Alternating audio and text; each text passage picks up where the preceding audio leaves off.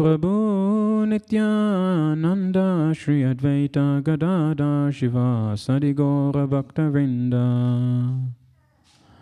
Hare Krishna. So welcome to this evening's Bhagavad Gita class. I cannot deny it's been a very intense day, so I haven't really had much chance to prepare. But what I'll do is I'll share some reflections from previous classes in relevance to this particular verse, and then we'll take it from there, and then we'll have questions and answers. So this is chapter 2, verse 17, entitled Contents of the Gita Summarized. We'll read Sanskrit, and then after that the purport. Avinashitu tad vidi. So if you can take out your phone, or if you have the Bhagavad Gita, and then go on chapter 2, verse 17. Hare Krishna.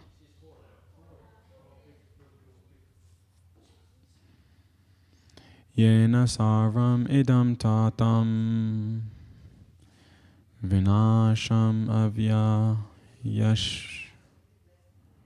avyayasya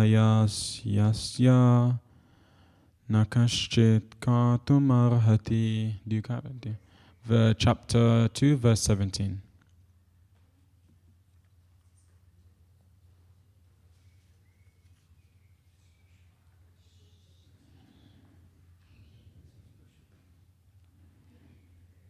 Avinashitu tadvidi yena sarvam idam tatam vinasham avyayasya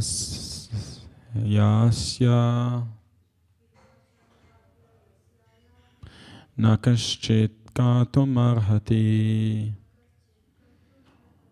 Avinashitu tadvidi yena sarvam idam tatam vinasham avyayasya nakaschit kartumarhati. So transliteration: Avinashi, imperishable. To, but. Tat, that. Vidi, know it. Yena, by whom. Sarvam, all of the body. Idam, this. Tatam, pervaded. Vinasham, destruction. Avyayasya, of the imperishable. Asya, of it. Nakaschit, no one. Kartum, to do. Arhati, is able. Translation by His Divine Grace A.C. Bhaktivedanta Swami Prabhupada Srila Prabhupada Ki. That which pervades the entire body you should know to be indestructible. No one is able to destroy that imperishable soul. Purport. This verse more clearly explains the real nature of the soul, which is spread all over the body. Anyone can understand that what is spread all over the body, it is consciousness. Everyone is conscious of the pains and pleasure of the body in part or as a whole. This spreading of consciousness is limited within one's own body. The pain and the pleasure of one's body are unknown to another. Therefore, each and every body is the embodiment of an individual soul, and the symptom of the soul's presence is perceived as individual consciousness. This soul is described as 1/10,000th part of the upper portion of the hair point in size. The Svetasvara Upanishad 5.9 confirms this. When the upper point of a hair is divided into 100 parts, and again each of such part is further divided into 100 parts, each such part is the measurement of the dimension of the spirit soul. Similarly, the same version is stated. There are innumerable particles of spiritual atoms which are measured as 1/10,000th of the upper portion of the hair. Therefore, the individual particle of spirit soul is a spiritual atom, smaller than the material atoms, and such atoms are innumerable. This very small spiritual spark is the basic principle of the material body, and the influence of such spiritual spark is spread all over the body as the influence of the active principle of some medicine spread throughout the body. This current of the spirit soul is felt all over the body as consciousness, and that is the proof of the presence of the soul. Any layman can understand that the material body minus consciousness is a dead body, and this consciousness cannot be revived in the body by any means of material administration. Therefore, consciousness is not due to any amount of material combination, but to the spirit soul. In the Mundaka Upanishad, the measurement of the atomic spirit soul is further explained. The soul is an atomic in size and can be perceived by perfect intelligence. This atomic soul, floating in the 5 kinds of air, prana, apana, vyana, samana, and udana, is situated within the heart and spread its influence all over the body and the embodied living entities. When the soul is purified from contamination of the 5 kinds of material air, its spiritual influence is exhibited. The Hatha Yoga system is meant for controlling the 5 kinds of air encircling the pure soul by different kind and sitting postures, not for any material profit, but for liberation of the minute soul from the entanglement of material atmosphere. So the constitution of the atomic soul is admitted in all Vedic literatures, and it is also actually felt in the practical experience of any sane man. Only the insane man can think of this atomic soul as all-pervading Vishnu Tattva. The influence of the atomic soul can be spread all over the particular body. According to Mundaka Upanishad, this atomic soul is situated in the heart of every living entity. And because the measurement of the atomic soul is beyond the power of appreciation of the material scientists, some of them assert foolishly that there is no soul. The individual atomic soul is definitely there in the heart along with the super soul. And thus all the energies of the bodily movement are emanating from this part of the body. The corpuscles which carry the oxygen from the lungs gather energy from the soul. When the soul passes away from this position, the activity of the blood-generating fusion ceases. Medical science accepts the importance of the red corpuscles, but it cannot ascertain that the source of the energy is the soul. Medical science, however, does admit that the heart is the seat of all energies of the body. Such atomic particles of the spirit whole are compared to the sunshine molecules. In the sunshine, there are innumerable radiant molecules. Similarly, the fragmental part of the Supreme Lord are atomic sparks of the rays of the Supreme Lord, called by the name Prabha, or superior energy. So whether one follows Vedic knowledge or modern science, one cannot deny the existence of the spirit soul in the body.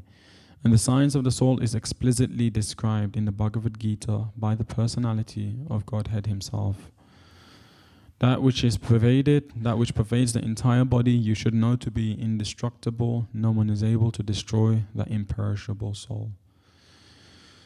Hare Krishna. When I read Srila Prabhupada's purport here, I feel like what I'm about to say is just going to be complete injustice. Because there's so much to say, so much nectar, so much to cover here. Fortunately, there wasn't much time for preparation. But I'll try my best.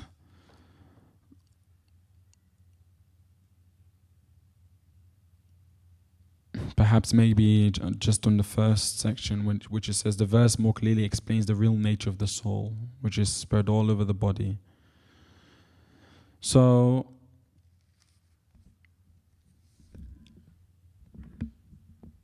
when I was reading Srila Prabhupada's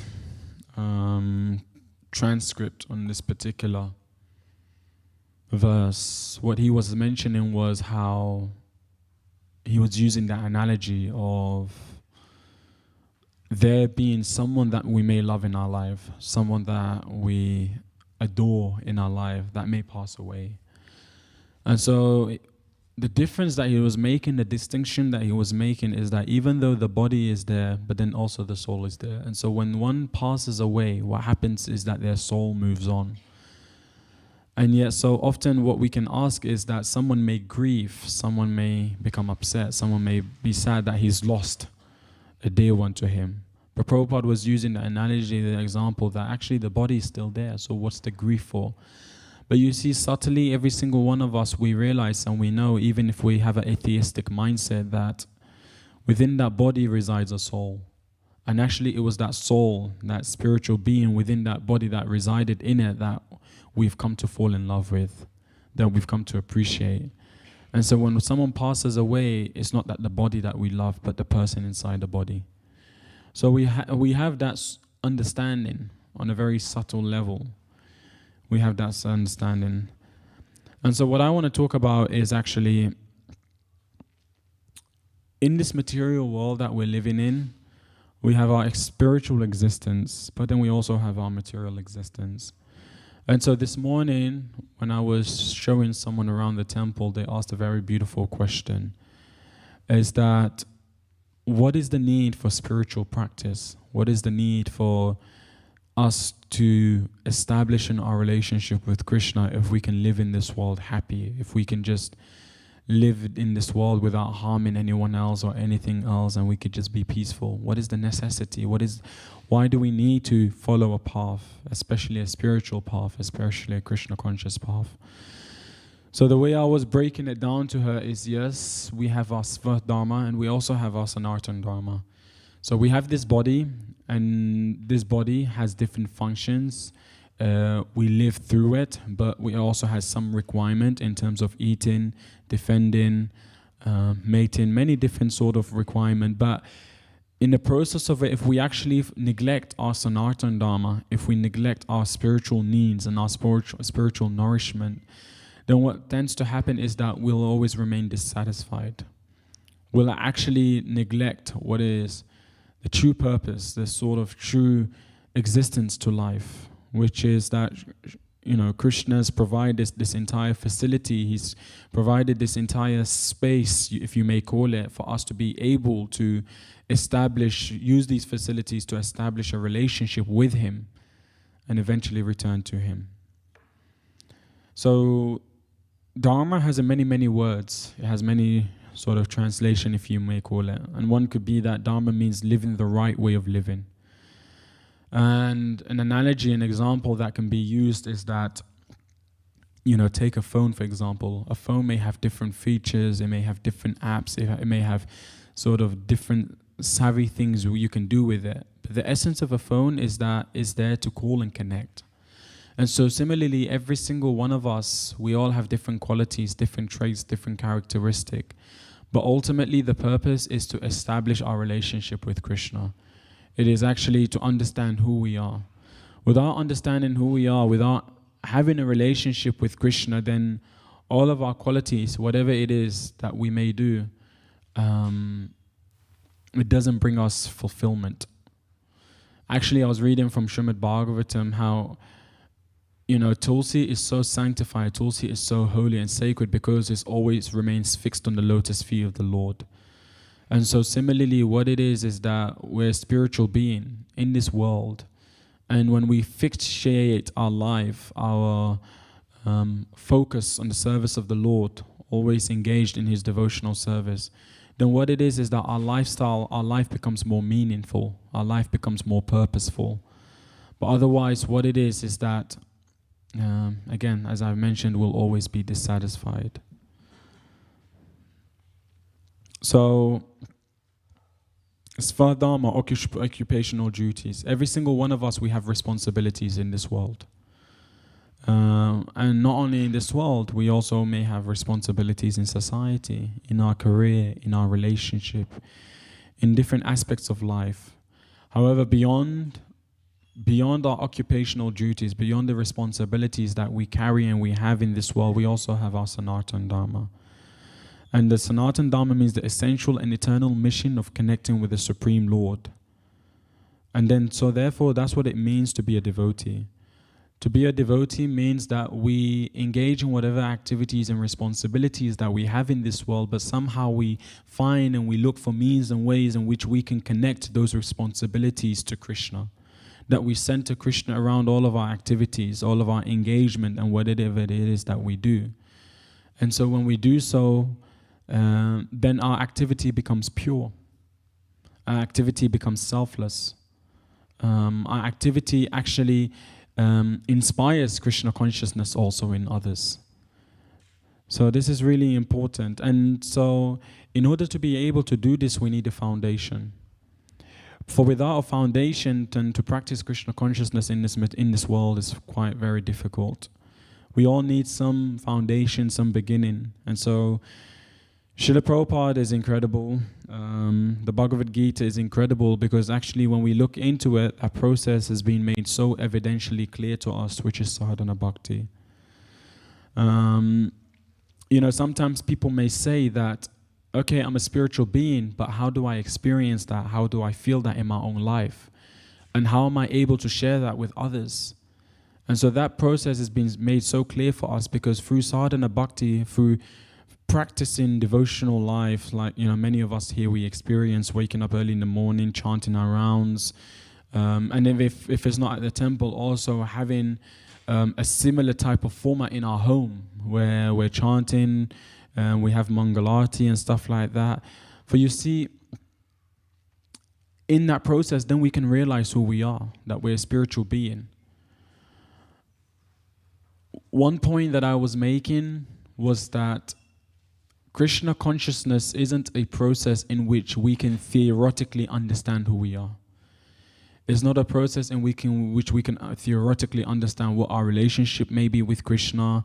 It's not that something that we can just use our own skills and abilities and our own thinking and stuff like that to come to the conclusion that yes, I'm a das, that I'm a servant of the servant of Krishna, and I'm here to serve.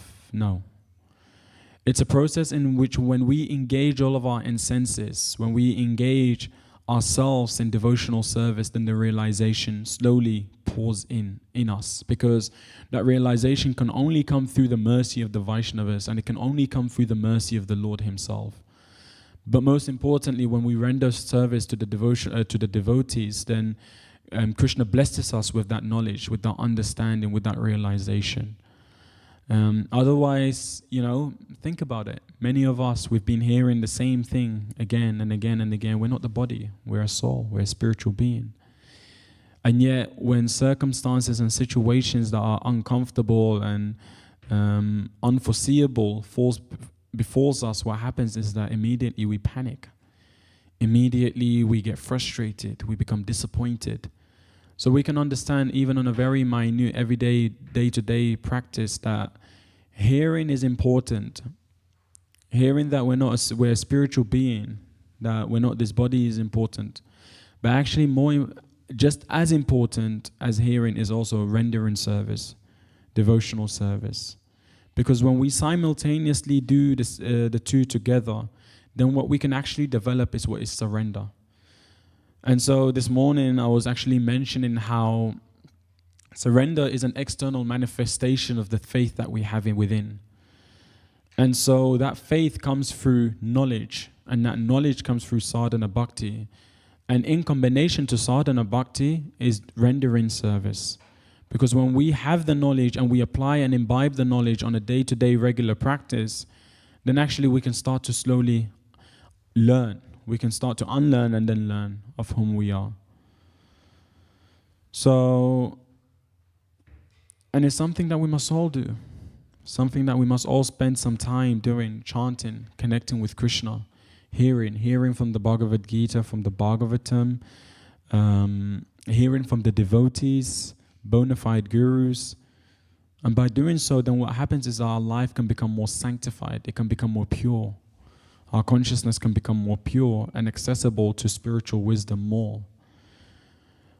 When Arjuna, and then what we realize actually is that when we develop that mentality, then whatever responsibility, whatever duty, whatever requires of the day, we're able to face that with confidence. Confidence that Krishna is always there. Confidence that, yes, we are a spiritual being in this physical body. And actually the external challenges and difficulties that we may come face to face with doesn't have to waver our faith. It doesn't have to distort and disrupt our faith. Actually, we can utilize challenges and difficulties and all these issues in life to increase our faith, to establish our relationship with Krishna more. You know, all these situations that we may experience are simply to be called life quakes. Situations that are there to cause some disruption, to make us realize that actually we're yearning for love. We're yearning for a relationship with Krishna. So therefore, when Arjuna recommended that he should retreat in the forest and he doesn't want to be involved in the battle, Krishna actually chastised him. Krishna reassured that Krishna chastised him and said to him, actually, by you fighting, you're making the right decision. Because you're doing your duty. And so here's a very important thing to remember, that in this world that we're living in, we must do our duty and we must try and have... because sometimes people think that, you know, when I come to Krishna consciousness, it means that I actually neglect all of my other responsibilities. But actually what it is that if we begin to neglect our other responsibility that are there, and responsibility meaning our material responsibility, then we may have a disturbed mind. And then with a disturbed mind, it's difficult to practice spiritual life. And so therefore it's really important that as much as we want to focus on our spiritual duties and responsibilities, that simultaneously we're also proactive in our life. We're proactive in our responsibilities and duties in the world.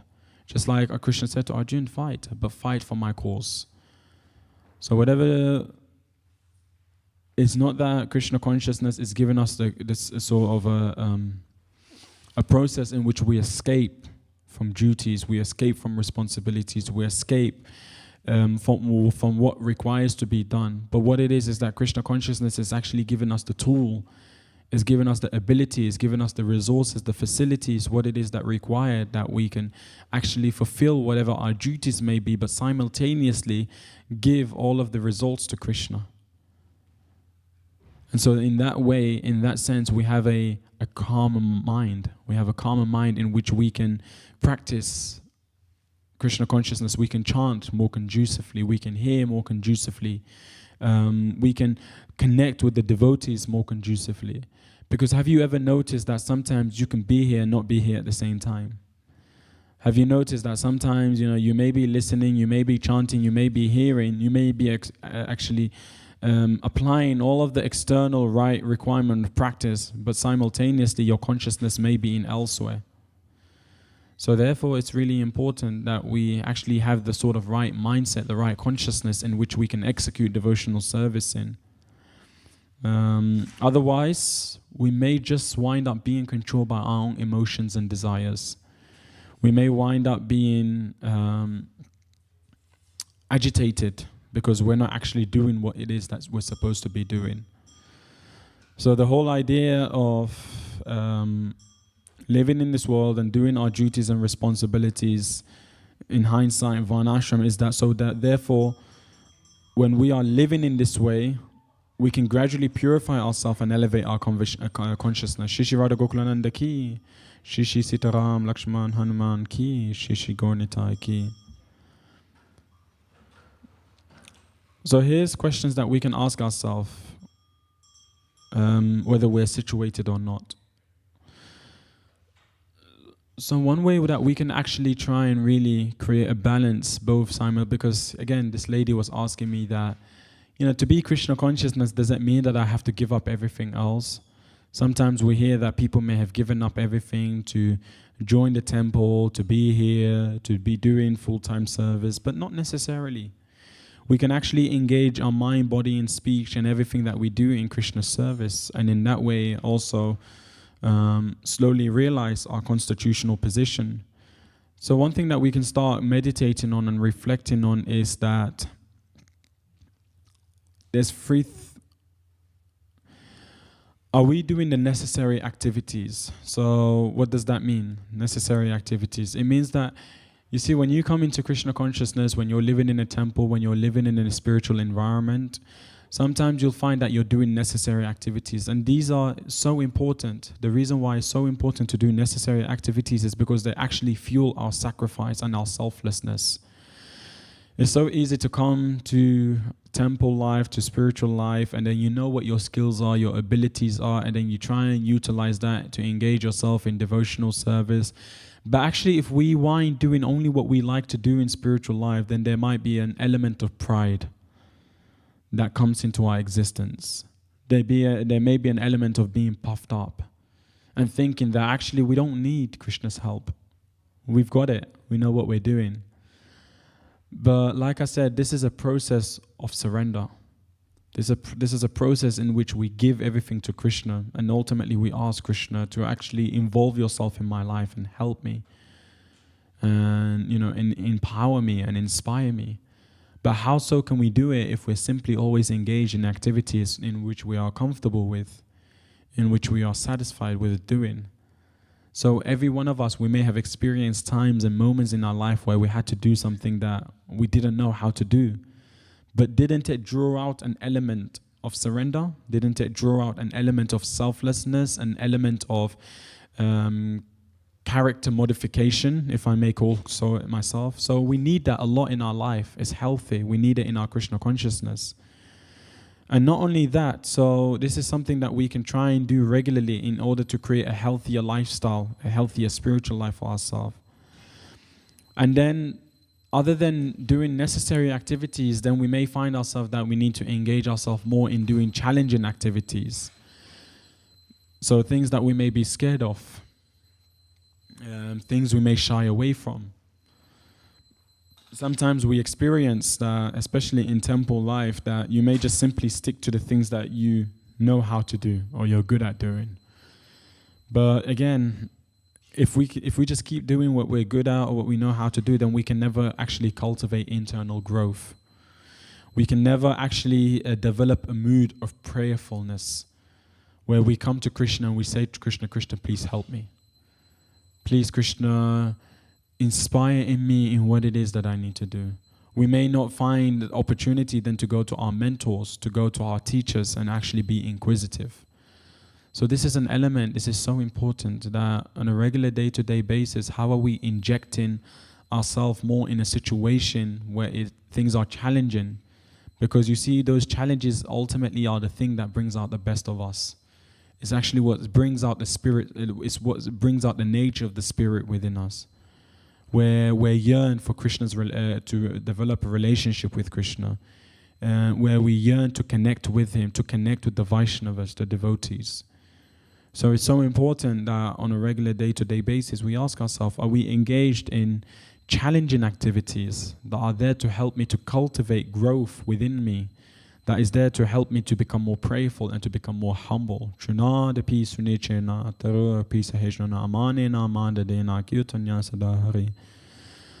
Also, lastly but not least, if we just simply do the things that are needful and the things that are challenging, sometimes it's like, we may push ourselves so hard that we might actually break. And that is not the goal of spiritual life. It's not that we push ourselves so hard that we break. But actually we stretch ourselves just enough that we can grow.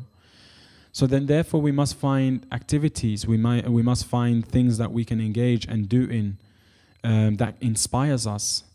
So in that way, then what happens is that we feel nourished in our Krishna consciousness. We feel positive, enthused and fulfilled to continuing on carrying on.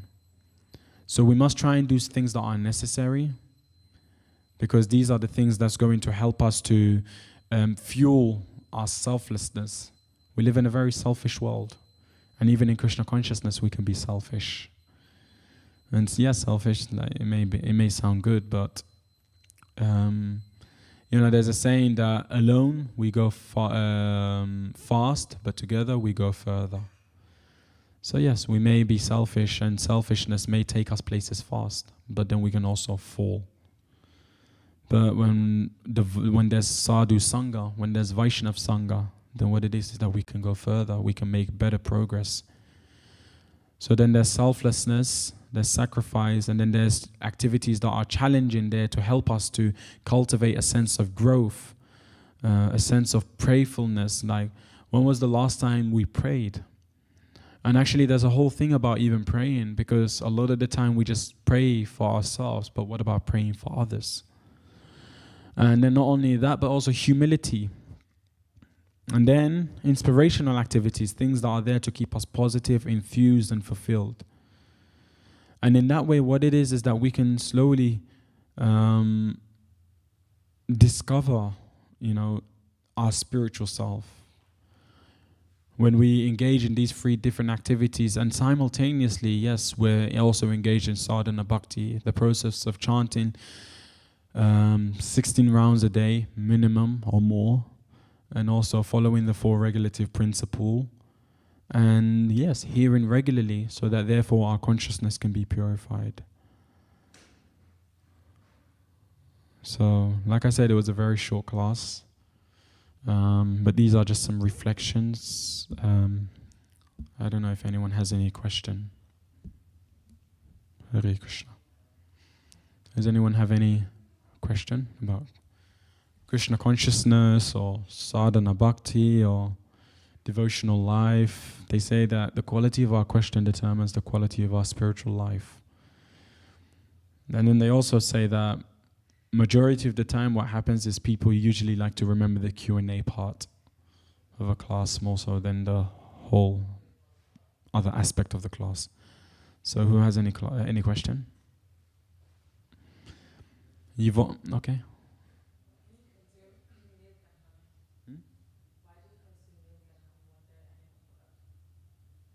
Why do we consider milk and honey? Why do we consume? That's a good question. So, Prabhupada...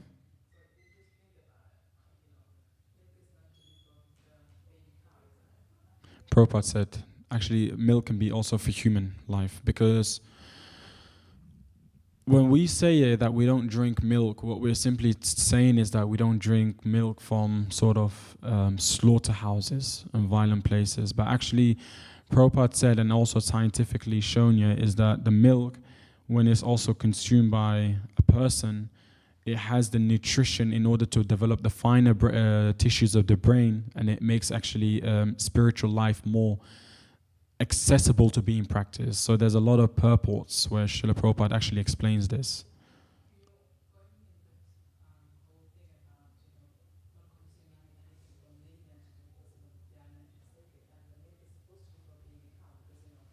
So, yes. Yes. Yeah, but we're not taking we're not. So if you actually go to the Goshala here, you can see it for yourself that we're not depriving cows of the milk. They actually drink the cow's milk, and then at a certain time, when the mother cow is also producing a lot more milk, those milks are also given to the devotees. We have a very dull brain. We don't have the sort of brain to be practicing Krishna consciousness by itself. So therefore, milk helps us. It actually helps the finer tissue of the brain, scientifically proven. And other than just drinking cow's milk, we don't take anything else.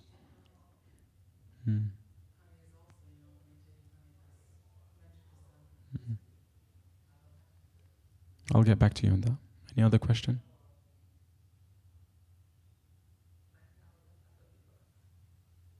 Hare Krishna. Anyone else?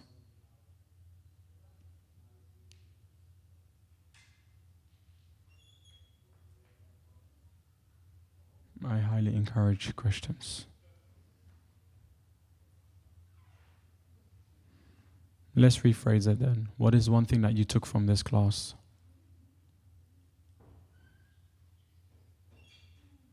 Maybe you?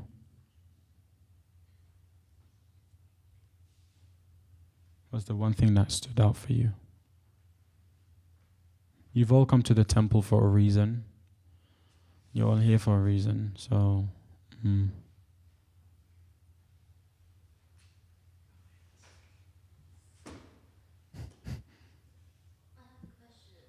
I'm not sure if I missed this part of the class because it came a bit late.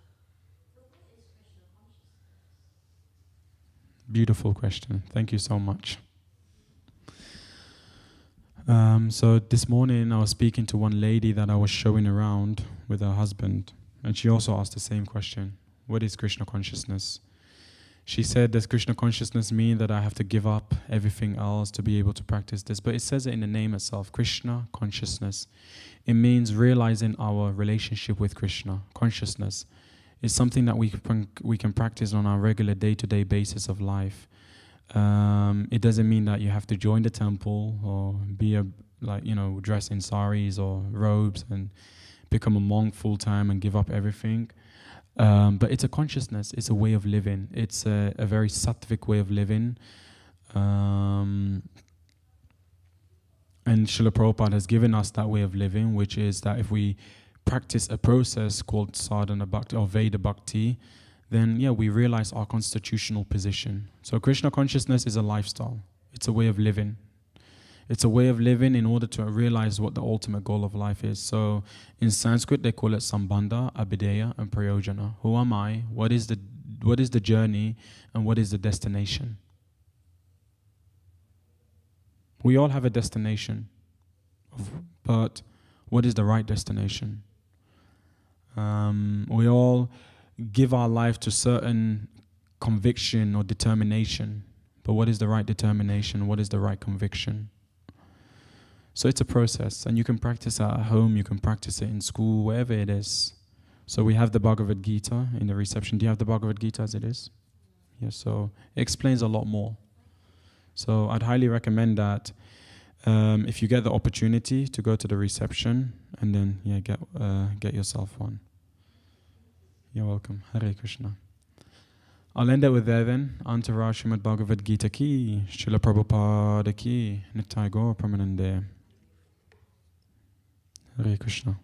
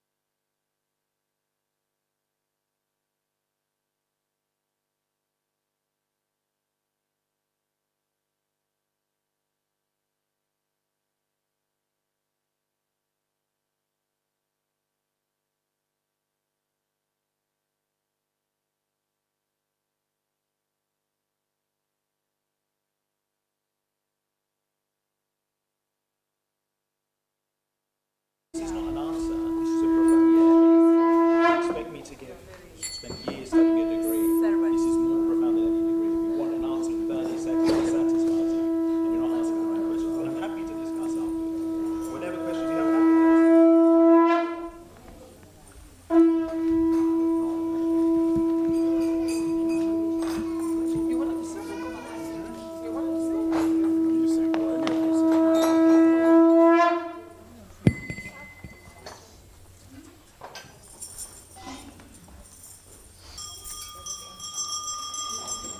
Shri Shri Radha Gokulanand की, श्री श्री सीताराम लक्ष्मण हनुमान की, श्री श्री गौर निताई की, श्रीला प्रभुपाद की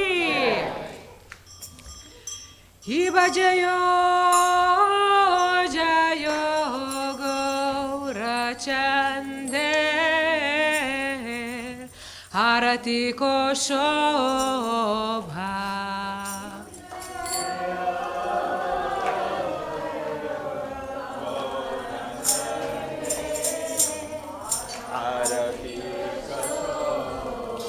कि बजायो जयो गौरचन दे आरती को शोभा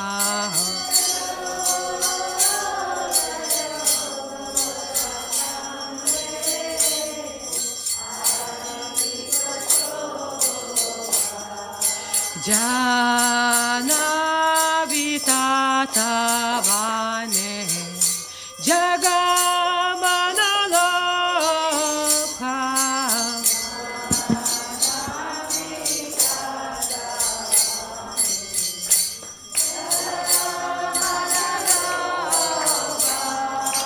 जाना विताता वाने जगमन लोका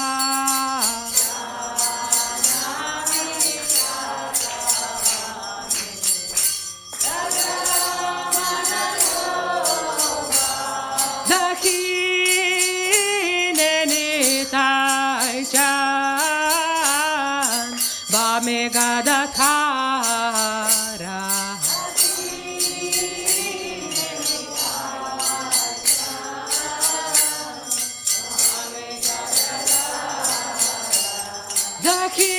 दक्षिणे निताय चान बामे गदखारा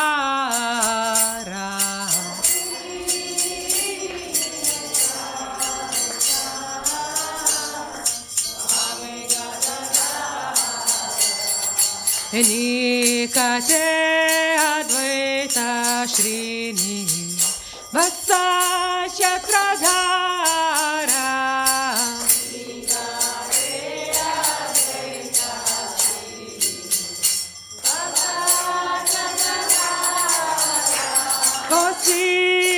कोसियाचे गौरचान रत्न सिंकासाने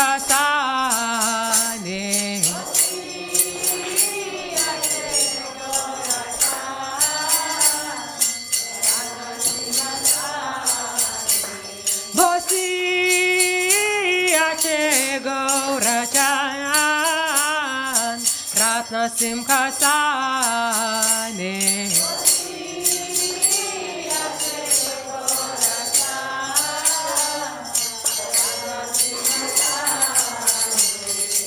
आरती करे ना ब्रह्मा आदि देवगाने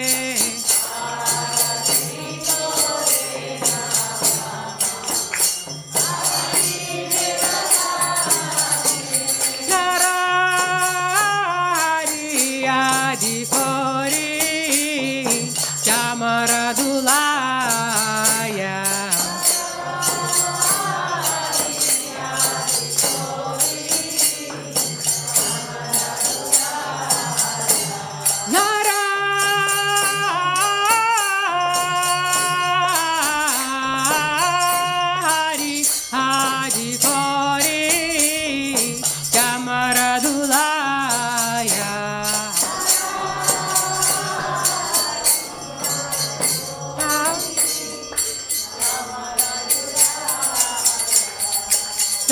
Jaya Mukunda Vasu Doshadhigaya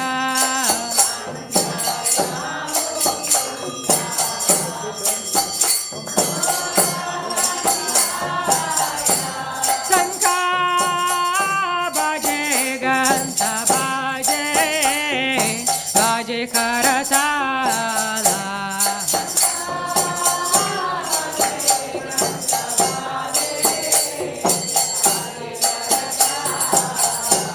Shankha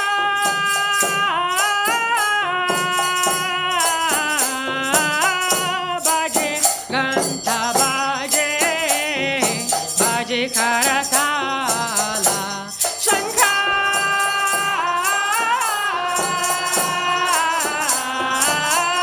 Bhaje Ganta Bhaje Madhura Mridanga Bhaje Paramarasala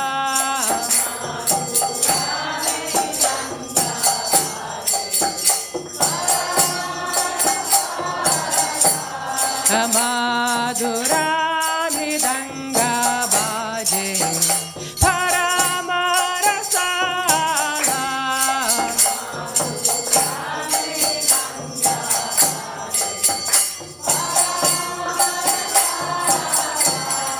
Shankha Bhaje Ganta Bhaje Madhur Madhur Madhur Bhaje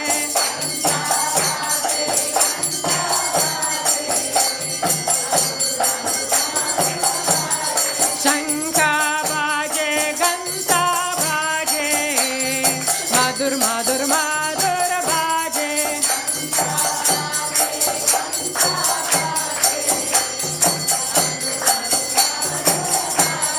Shankha Bhaje Ganta Bhaje Madhur Madhur Madhur Bhaje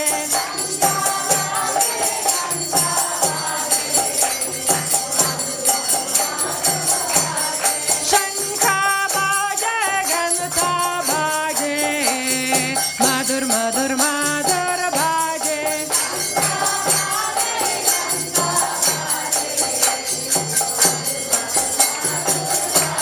Madhur Madhur Madhur Bhaje Madhur Madhur Madhur Bhaje Nittai Gaura Hari Bol Hari Bol Hari Bol Nittai Gaura Hari Bol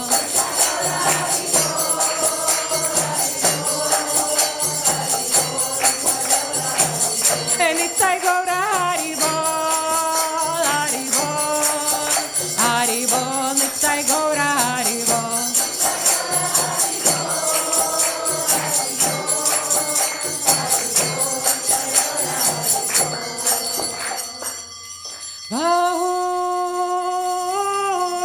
Bahukoti Chandrajini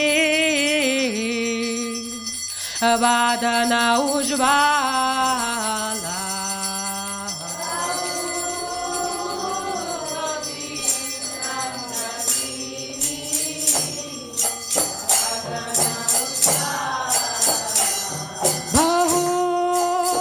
Bahukoti Chandrajini Vadana Ujvala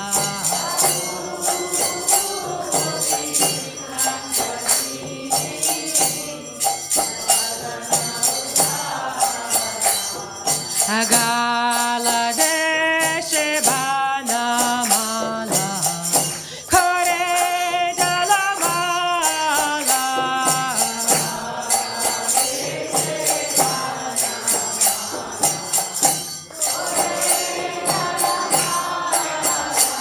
Shiva Shukana Radha Preme Gada Gada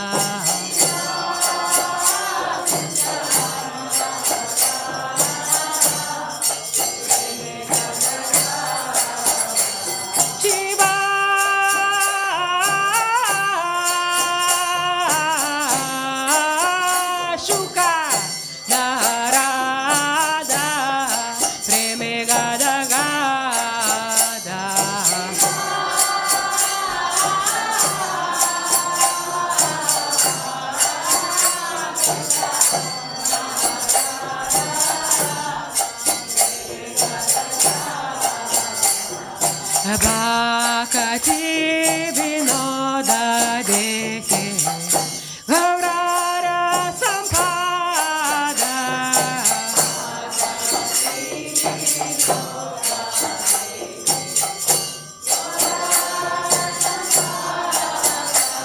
Bhakti Vinoda Dekhe Gaurara Sampada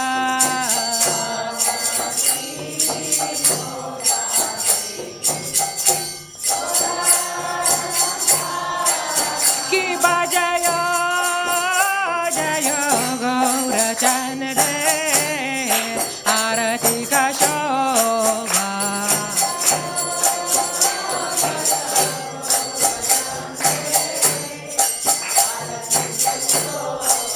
Ki Bajaya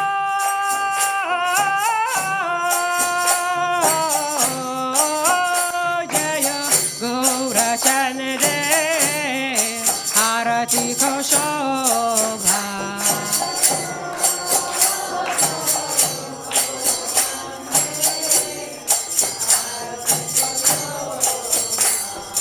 Jana Vitata Vane Jagamana Loka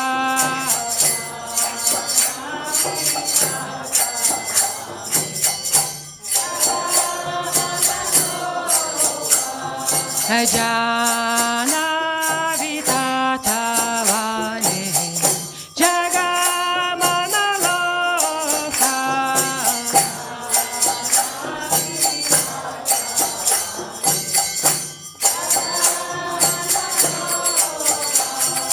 Gaurange Arati Shobha Jagajanamana Loka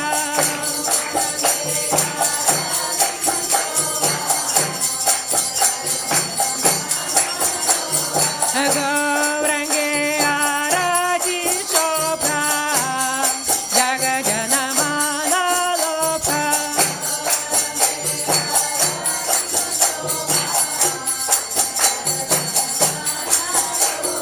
Gaurange Arati Shobha Jagajanamana Loka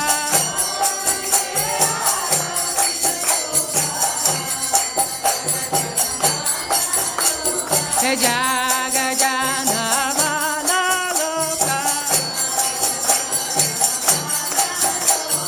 Jagajanamana Loka Nittai Gaura Haribol Haribol Nittai Gaura Haribol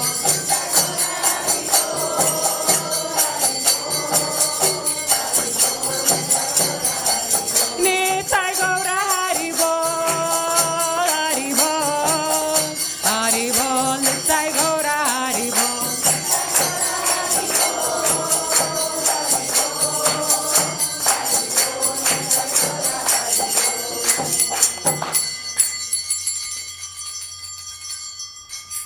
Namo Vishnu Padaya Krishna Preshtaya Bhutale Srimate Bhaktivedanta Swami Iti Namine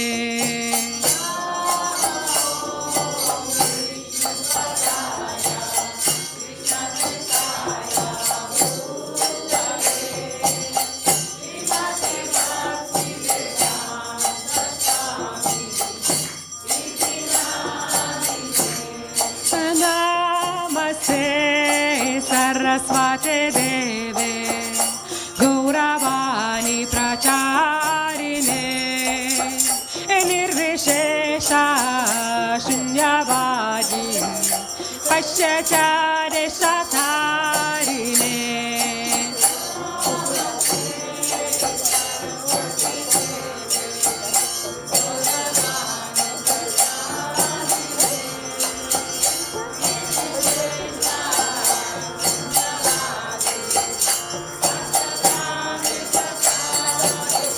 Jaya Shri Krishna Chaitanya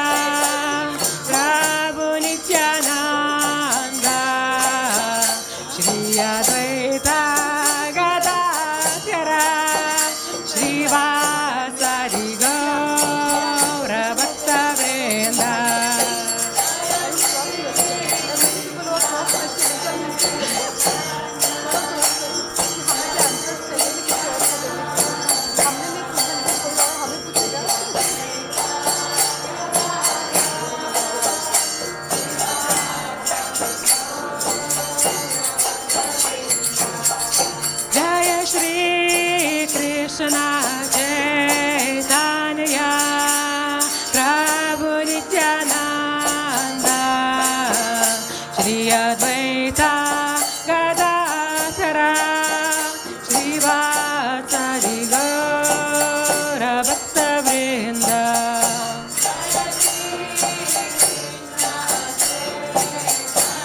Chaitanya Nityananda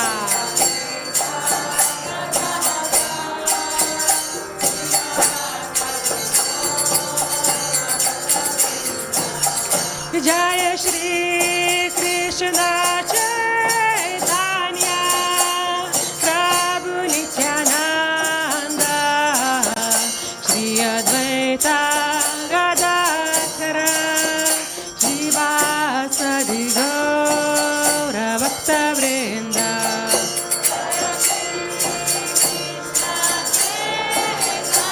Chaitanya Nityananda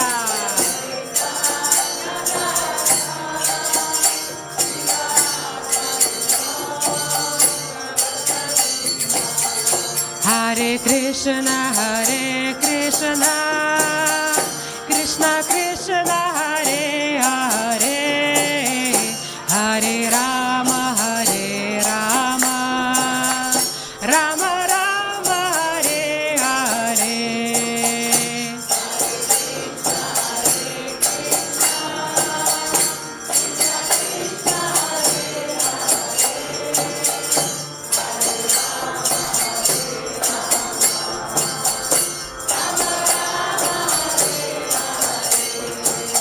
Hare Krishna Krishna Krishna Hare Hare Hare Rama Rama Rama Hare Hare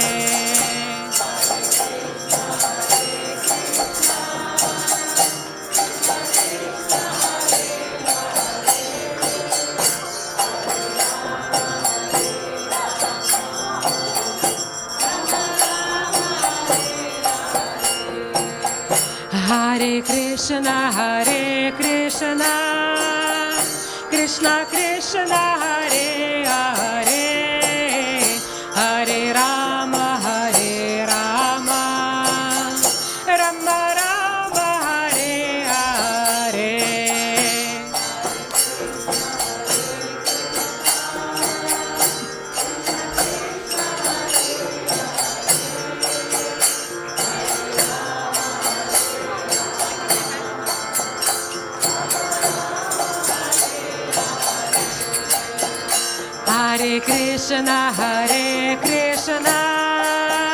Krishna Krishna Hare Hare Hare Rama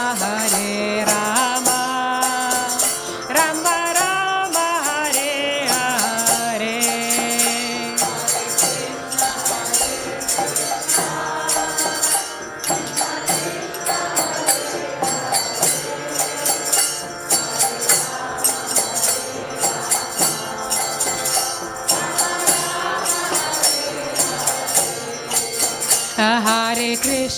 Hare Krishna Krishna Krishna Hare Hare Hare Rama Rama Rama Hare Hare Hare Krishna Krishna Krishna Hare Hare Hare Rama Rama Rama Hare Hare Hare Krishna Krishna Hare Hare Hare Rama Rama Hare Hare Hare Krishna Krishna Krishna Hare Hare Hare Rama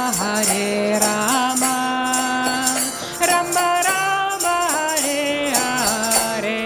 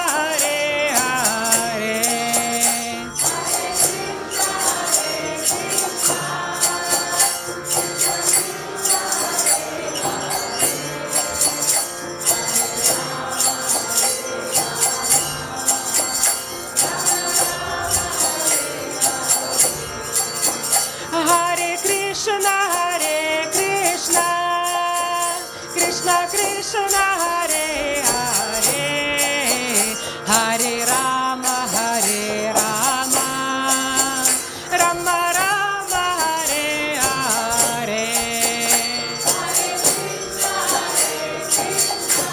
Krishna, Hare Hare, Rama, Hare Krishna, Krishna Krishna, Hare Hare, Hare Rama, Hare Rama, Rama Rama, Hare Hare.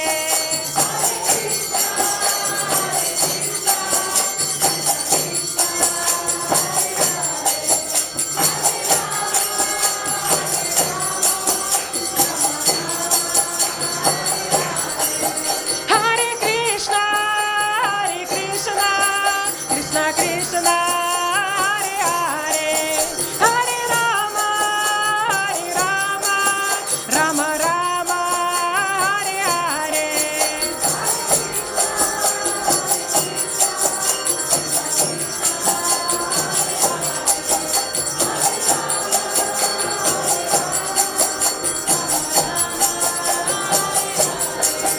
Hare Krishna, Hare Krishna, Krishna Krishna, Hare Hare, Hare Rama, Hare Rama, Rama Rama, Hare Hare.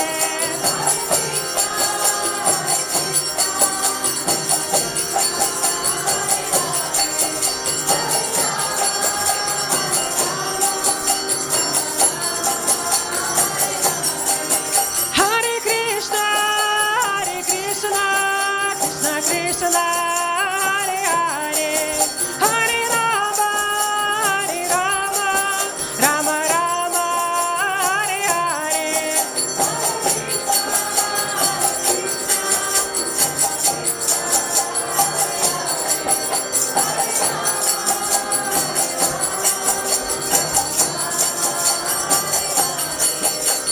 Hare Krishna, Krishna Krishna, Hare Hare, Hare Rama, Ram Ram, Hare Hare.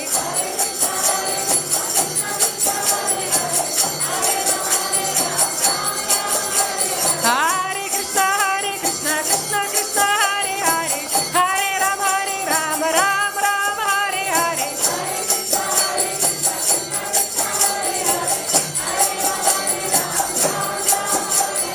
Hare Krishna, Krishna Krishna, Hare Hare, Hare Rama, Rama Rama, Hare Hare.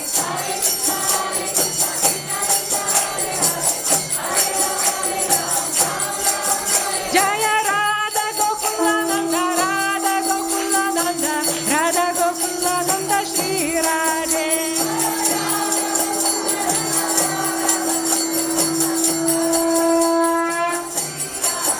Jaya Sita Ram Lakshman Hanuman, Jaya Sita Ram Lakshman Hanuman.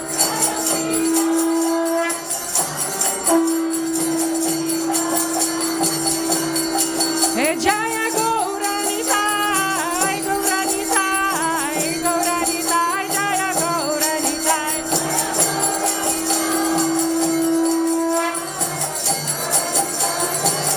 Jaya Jaya Prabhupada, Prabhupada, Prabhupada, Jaya Jaya Prabhupada.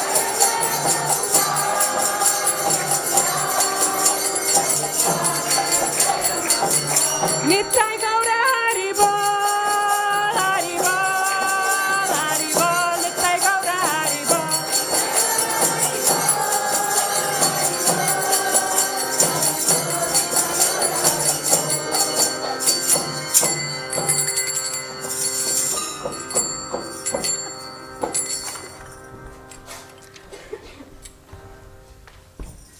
Jaya Om Vishnupada Paramhansa Parivagacharya Stottarasata Shri Shri Madesi Bhaktivedanta Swami Maharaj Prabhupada Ki ISKCON Founder Acharya Shri Prabhupada Ki Jaya Om Vishnupada Paramhansa Parivagacharya Stottarasata Shri Shri Mad Bhakti Siddhanta Sarasvati Goswami Maharaj Prabhupada Ki Namacharya Shri Lalidasta Kurki, Prem Sekao Shri Krishna Chaitanya, Prabhu Nityananda, Shri Advaita Gadadhara Shivasadi Gora Bhaktavrinda Ki, Shri Shri Radha Krishna Gopa Gopinath Shama Kunda, Radha Kunda Giri Govardhana Ki, Shri Mayapur Dham Ki, Shri Vrindavan Dham Ki, Ganga Mai Ki, Jamuna Mai Ki, Bhakti Devi Ki, Tulasi Devi Ki, Ananta Koti Vaishnava Vrinda Ki, Shri Harinama Sankirtan Ki, Samaveta Bhakta Vrinda Ki, Gaura Premanande, all glories to the assembled devotees, all glories to the assembled devotees,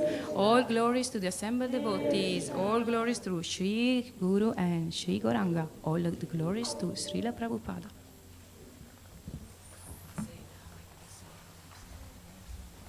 Now we're gonna sing the Nrsinga prayer, if you want to sit.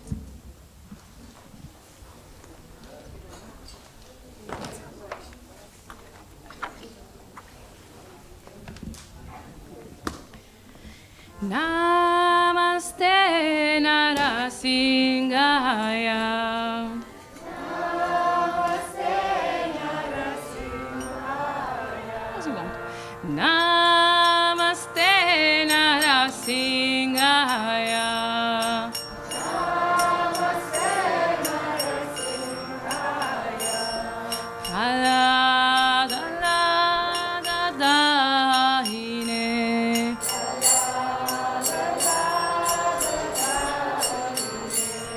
Hiranyakashipur Vaksha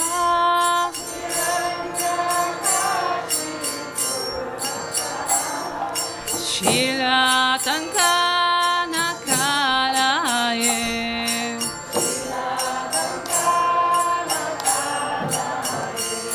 Ita Nirsinga Parato Nirsinga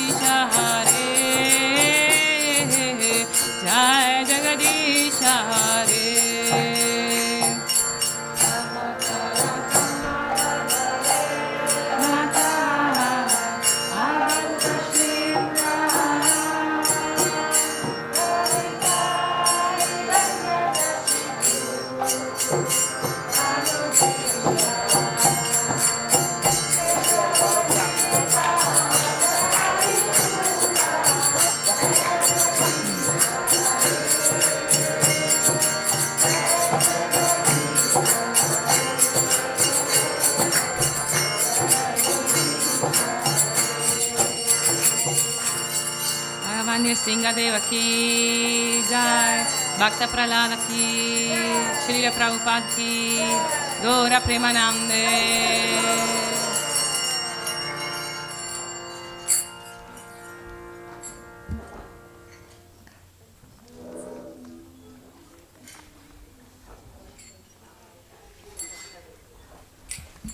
If you would like to take some prasada, just that way, and you can take some prasada. Thank you for coming. Hare Krishna. Hare Krishna.